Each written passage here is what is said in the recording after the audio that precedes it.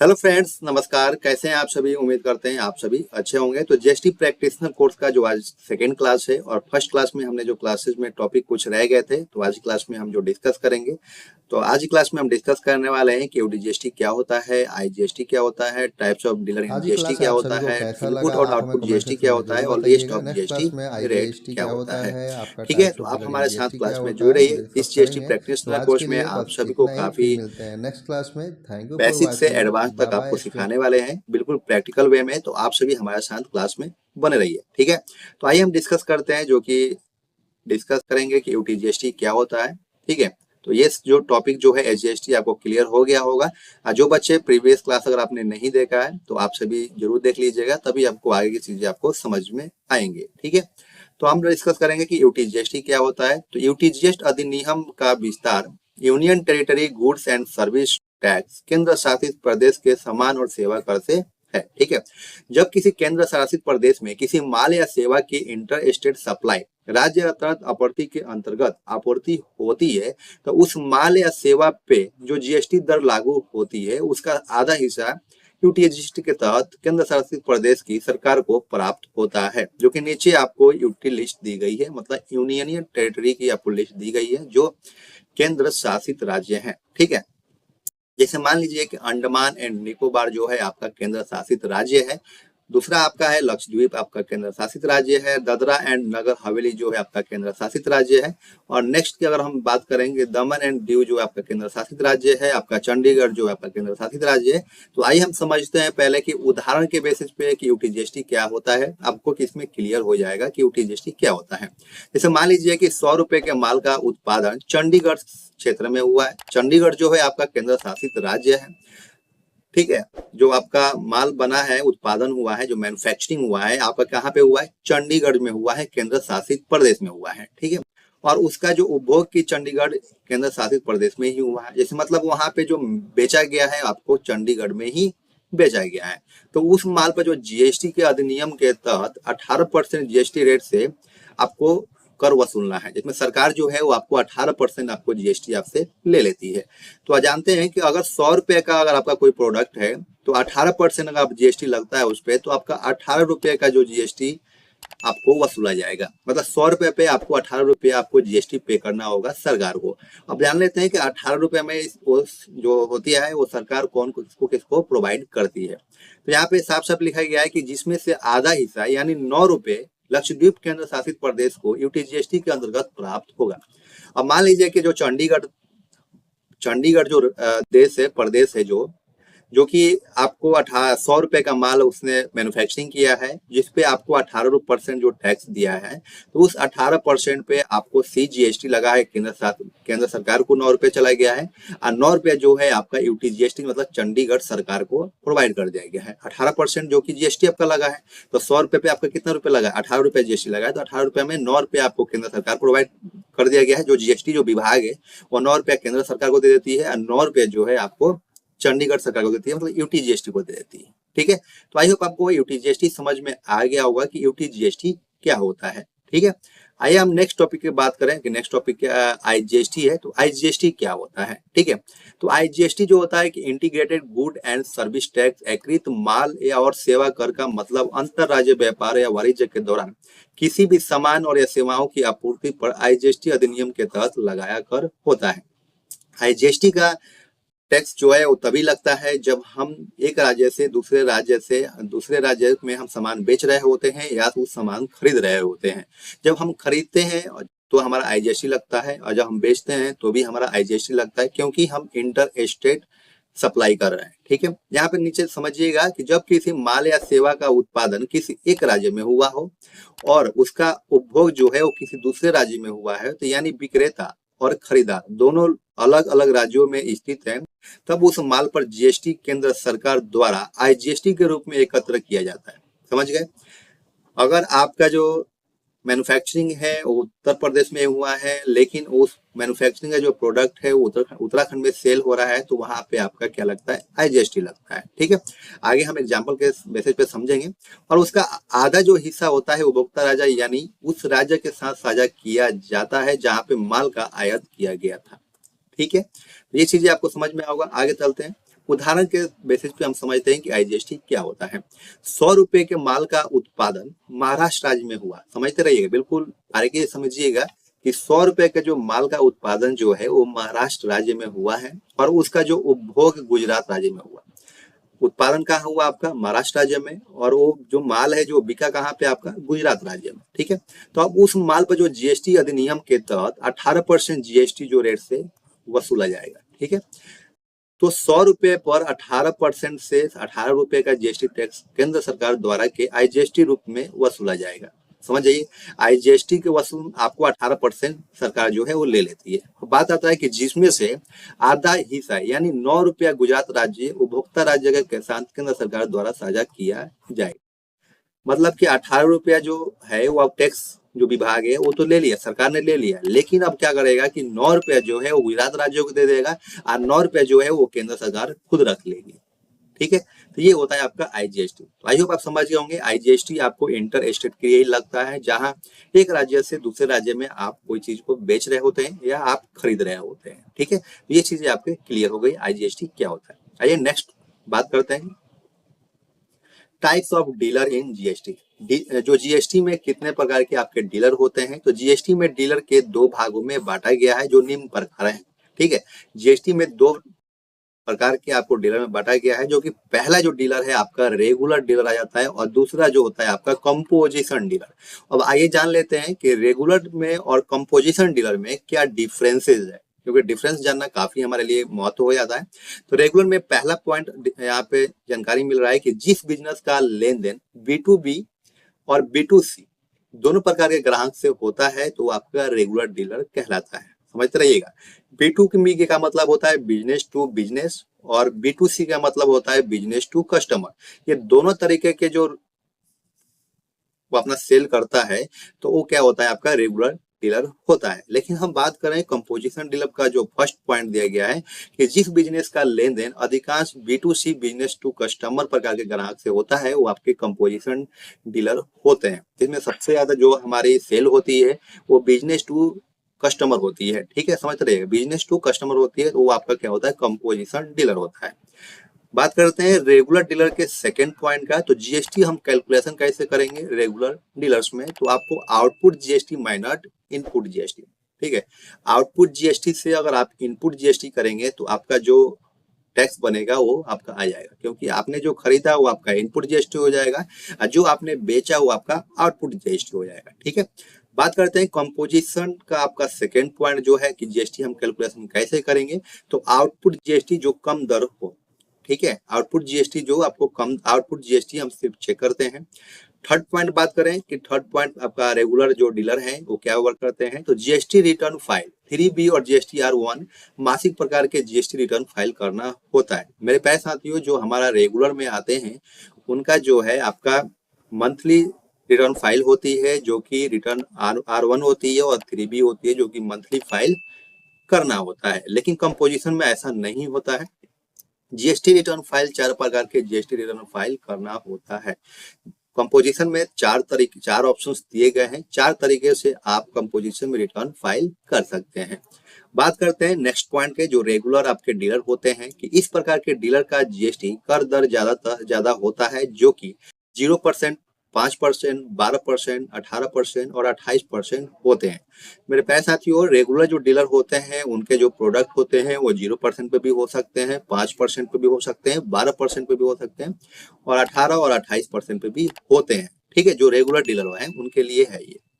बात करते हैं कंपोजिशन डीलर की, तो कंपोजिशन के डीलर का जो पॉइंट है आपका फोर्थ पॉइंट है, जो कि इस प्रकार के डीलर का कर दर कम होता है, जो कि 1% होता है। जो ये अपना माल बेचते हैं उस पर सिर्फ सरकार को 1% टैक्स देना होता है कंपोजिशन डीलर में। अगर आपने कंपोजिशन स्कीम लिया है तो आपको सिर्फ 1% का टैक्स देना होता है। लेकिन अगर आपने रेगुलर स्कीम में अगर आप गए हैं तो आपको जैसा प्रोडक्ट होगा, जिसपे जितना परसेंटेज आपको टैक्स लग रहा होगा उतना परसेंट टैक्स आपको सरकार को देना होता है। ठीक है, तो यहाँ तक आपको चीजें समझ में आ गई होंगी। नेक्स्ट पॉइंट की बात करें कि नेक्स्ट रेगुलर जो आपका स्कीम है, तो रेगुलर डीलर राज्य और अंतर्राज्यीय inter state and intra state and inter state दोनों स्तर पर माल की बिक्री कर सकते हैं। इसमें देखिए बेनिफिट्स ये होता है जो रेगुलर डीलर हैं कि वो अपने राज्य में तो अपने सेल कर ही सकते हैं, साथ साथ में दूसरे राज्य में भी अपने प्रोडक्ट को सेल कर सकते हैं अगर आप रेगुलर स्कीम में हैं तो। लेकिन कंपोजिशन अगर हम डीलर की बात करें तो कंपोजिशन डीलर होते हैं सिर्फ अपने राज्य में ही अपने प्रोडक्ट को सेल कर सकते हैं। जैसे कि यहाँ पे आप देख सकते हैं कि इंटर स्टेट पर ही बिक्री कर सकता है कंपोजिशन डीलर। ठीक है, तो कंपोजिशन डीलर में डिसएडवांटेज यही है कि आप सिर्फ अपने राज्य में ही अपने प्रोडक्ट को सेल कर सकते हैं, लेकिन रेगुलर में आपको इसमें कोई बाउंडेशन नहीं दिया गया है, आप किसी भी राज्य में अपने प्रोडक्ट को सेल कर सकते हैं। ठीक है, नेक्स्ट पॉइंट की बात करें रेगुलर स्कीम में, तो किसी बिजनेस का कारोबार 1.5 करोड़ से ज्यादा है तो उस रेगुलर डीलर के रूप में पंजीकृत करना अनिवार्य है। यदि बिजनेस का कारोबार 1.5 करोड़ से कम है तो यह वैकल्पिक होता है। समझते रहिएगा, साथ साथ जीएसटी का कहना है कि अगर आप रेगुलर स्कीम में हैं तो अगर 1.5 करोड़ से अगर आपका जो फर्म है, जो आपकी कंपनी है, वो टर्नओवर चाहे आपका बिजनेस है 1.5 करोड़ से टर्नओवर आपका ईयरली जाता है तो उसमें आपको कोई भी ऑप्शंस नहीं दिए जाते हैं, आपको रेगुलर स्कीम में ही आना होता है। लेकिन अगर 1.5 करोड़ से आपका जो लेस है एनुअल टर्नओवर तो आप वो उस ऑप्शंस का यूज कर सकते हैं। वो आपके ऊपर डिपेंड करता है कि आप रेगुलर स्कीम लीजिएगा या कंपोजिशन स्कीम लीजिएगा। ठीक है, तो आज आप ये चीजें समझ गए होंगे। अब बात करते हैं कंपोजिशन का पॉइंट जो है। कंपोजिशन डीलर के अंतर्गत पंजीकृत करने के लिए बिजनेस का कारोबार 1.5 करोड़ से कम होना चाहिए। देखिए, कंपोजिशन डीलर का अगर आपको स्कीम लेना है तो आपका जो बिजनेस का टर्नओवर होना चाहिए वो 1.5 करोड़ से कम होना चाहिए, तभी आप कंपोजिशन डीलर स्कीम ले सकते हैं। तो आई होप सारे पॉइंट्स आपको क्लियर हुए होंगे कि रेगुलर डीलर क्या होता है, आपके कंपोजिशन डीलर क्या होता है। ठीक है, डिस्कस करते हैं जो कि आपका नेक्स्ट टॉपिक है कि इनपुट और आउटपुट जीएसटी क्या होता है। ये बहुत मेन टॉपिक है, बेसिक है, जो कि आपको समझना काफी अनिवार्य है। तो पहले पॉइंट की अगर हम बात करें कि आउटपुट जीएसटी क्या होता है, तो जब बिजनेस में हम माल बेचते समय जीएसटी लेते हैं उसे आउटपुट जीएसटी कहा जाता है। सही अगर शब्दों में देखा जाए कि अगर आप कोई भी प्रोडक्ट को आप सेल कर रहे हैं और उस पर जो आप टैक्स लगाकर अपने कस्टमर से ले रहे हैं तो वो आपका क्या होता है, आउटपुट जीएसटी होता है। समझ गए।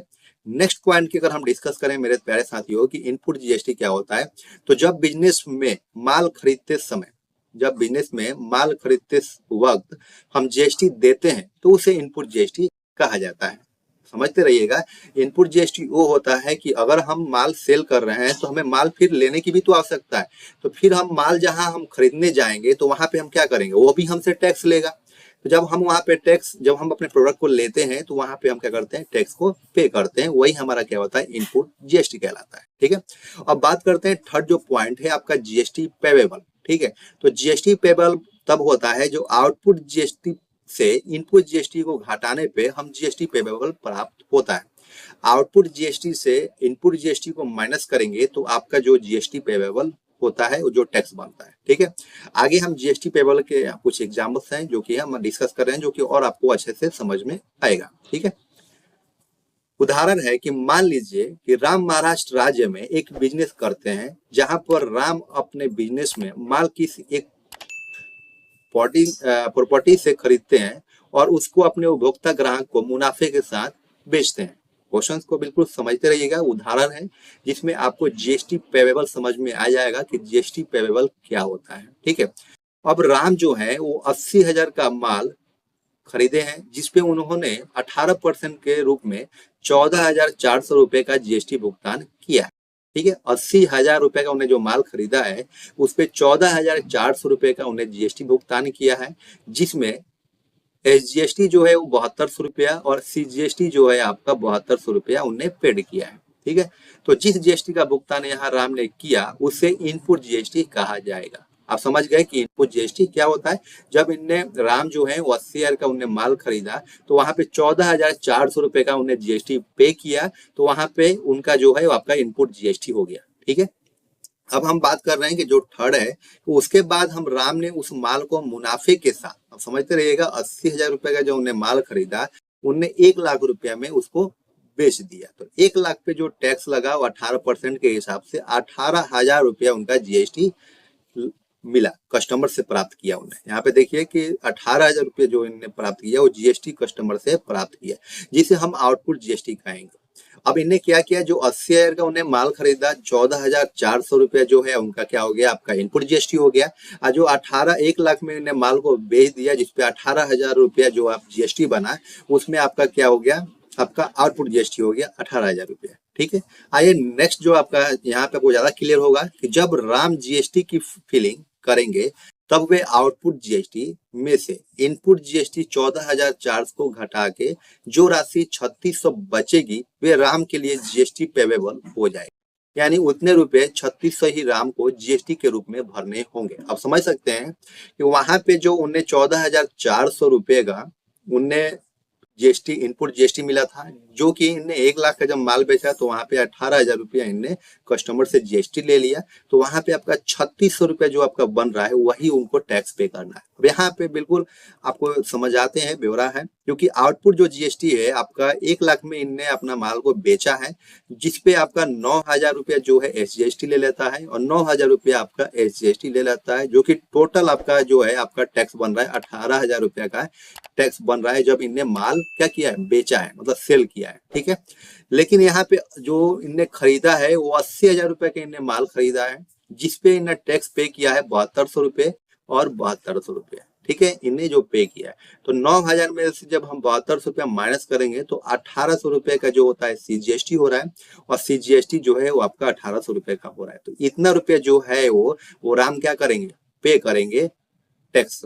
ठीक है, तो जीएसटी पेबल हमारा क्या होता है, टोटल जो पेड होता है वो 3600 रुपया जो है आपका जीएसटी पेबल हो जाता है, वो राम के लिए क्या हो जाता है, टैक्स हो जाता है, और टैक्स उनको राम को पे करना होता है।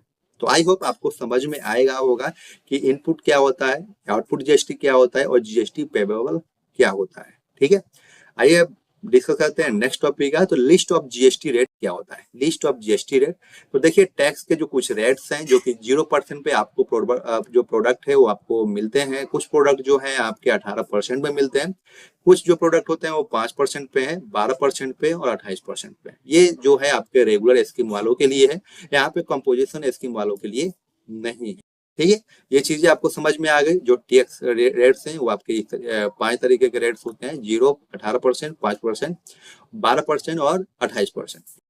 अब आइए हम जानते हैं कि 0% पे कौन से प्रोडक्ट को हम लेते हैं, 18% पे कौन सा हमें प्रोडक्ट मिलता है, 5% पे कौन सा प्रोडक्ट मिलता है, 12% पे कौन सा प्रोडक्ट मिलता है और 28% पे हमें कौन सा प्रोडक्ट मिलता है। ठीक है, अब यहाँ बात करेंगे टैक्स रेट्स के बारे में। तो 0% पे जो हमारा प्रोडक्ट मिलता है, आप देख सकते हैं, अगर आप मिल्क खरीदते हैं, मतलब दूध की बात करें, तो वहां पे आपको 0% टैक्स देना होता है, जिसमें मान लीजिए एग हो गया, एग पर आपको 0% देना होता है। एजुकेशनल जितने भी सर्विसेज हैं उस पर 0% टैक्स है। हेल्थ है, सर्विस है, चिल्ड्रन ड्राइविंग है, कलरिंग बुक्स है, अनपैक्ड है, फूड ग्रेन्स है, ये जितने भी आटा मैदा है, अनपैक्ड पनीर है, गुड़ बेसन है, हनी है, फ्रेश है, वेजिटेबल्स है, सॉल्ट है, ये इस पर क्या लगते हैं, सभी आपको 0% टैक्स पे किया जाता है इस प्रोडक्ट पे। ठीक है, 5% प्रोडक्ट पे जो है आपको क्या क्या प्रोडक्ट है आप देख सकते हैं, शुगर है, शुगर पे आपको 5% लगता है, जिसको चीनी बोलते हैं, चीनी पे आपको 5% का टैक्स पे करना होता है। पैक्ड पनीर है, जो पनीर जो पैक करके आती है उस पे आपको 5% का टैक्स पे होता है। जो हम टी की बात करें, जो चाय हम लोग खरीदते हैं, जो टी होता है, जो चाय पत्ती बोलते हैं, उसको 5% का टैक्स इस पे लगता है। कोल है, जो कि कोयला की बात करें तो 5% का टैक्स लगता है। यहाँ पे जो एलिजिबल ऑयल्स है, रेसिन है, डोमेस्टिक एलपीजी है, एलपीजी पे भी आपको 5% का टैक्स पे करना होता है। कॉफी बीन्स है, पीडीएस केरोसिन है, आपका आइसक्रीम मिल्क पाउडर है, केस्यू नट्स है, फुटवेयर है और मिल्क फूड है, एप्पल्स है, ये जितने भी आप यहाँ पे पढ़ सकते हैं, आपको इस पे 5% पे आपको टैक्स पे करना होता है इन प्रोडक्टों पे। ठीक है, अब बात करते हैं कि 12% पे हमारा ये प्रोडक्ट हो जाता है। तो 12% पे बटर है, बटर पे आपको 12% टैक्स पे करना होता है। कंप्यूटर्स हैं, कंप्यूटर्स पे आपको 12% टैक्स पे करना होता है। घी है, घी पे 12% टैक्स पे करना होता है। तो यहाँ पे आप अपने प्रोडक्ट को पढ़ लीजिएगा कि 12% पे कौन कौन से प्रोडक्ट टैक्स पे करना होता है, कौन से प्रोडक्ट पे। ठीक है, अब बात करें 18%, तो 18% पे जो ये प्रोडक्ट है, हेयर ऑयल है, जो हम लोग ऑयल यूज करते हैं हेयर में, वहाँ उस ऑयल पे आपको 18% का टैक्स पे करना होता है। कैपिटल गुड्स है, टूथपेस्ट है, इंडस्ट्रियल इंटरमीडिएट्स है, सॉप है, आइसक्रीम है, आइसक्रीम पे भी 18% जीएसटी लगता है, पास्ता है, टॉयट्रीज है, कॉर्न है, फ्लैक्स है, कंप्यूटर शॉप्स है एंड प्रिंटर्स है। ठीक है, इन सभी प्रोडक्टों पे आपका क्या लगता है, 18% टैक्स पे करना होता है। अब बात करें नेक्स्ट जो है आपका 28%, तो 28% पे स्मॉल कार्स, जितने भी हमारे कार्स हम लेते हैं तो उस कार्स पे 28% का टैक्स पे करना होता है। हाई एंड मोटरसाइकिल, हम मोटरसाइकिल जो लेते हैं उसमें भी 28% का टैक्स पे करना होता है। कंज्यूमर ड्यूरेबल्स और एसी है, एसी जो है, फ्रिज है, इस पर सभी पे 28% का टैक्स पे करना होता है। तो यहाँ पे सभी चीजें आपको प्रोडक्ट मिल जाएंगे, यहाँ से आप बिल्कुल डिप्ली में पढ़ लीजिएगा, आपको समझ में आ जाएगा कि कौन से प्रोडक्ट पे कितना टैक्स लगता है। ठीक है, तो आई होप आपको इतना समझ में आ गया होगा। बात करते हैं कि जीएसटी रेट्स जो है आपके कौन कौन से है, तो 0% पे आपको मिल्क हो जाएगा, जैगरी, ये से चीजें आप पढ़ लीजिएगा। 0.5%, 12% आपका ये हो जाएगा 18%। ठीक है, तो ये चीजें हमने डिस्कस कर लिया है। तो ठीक है, तो स्टूडेंट आपको आई होप हमने पूरा कोशिश किया है कि जीएसटी को आपको काफी बेसिक से समझा सके, आपको बिल्कुल क्लियर हो सके कि जीएसटी में क्या क्या टॉपिक्स होते हैं, और टॉपिक्स आपको बिल्कुल क्लियर तरीके से समझ में आ गया होगा। फिर भी आपको किसी भी तरीके की अगर आपको डाउट्स है तो आप हमें कमेंट सेक्शन में जरूर बताइएगा, उसके रिलेटेड हम आप सभी के लिए जरूर वीडियो लेके आएंगे ताकि आपको हेल्प मिल सके। तो आज के लिए बस इतना ही, फिर मिलते हैं नेक्स्ट क्लास में। Thank you for watching, bye bye.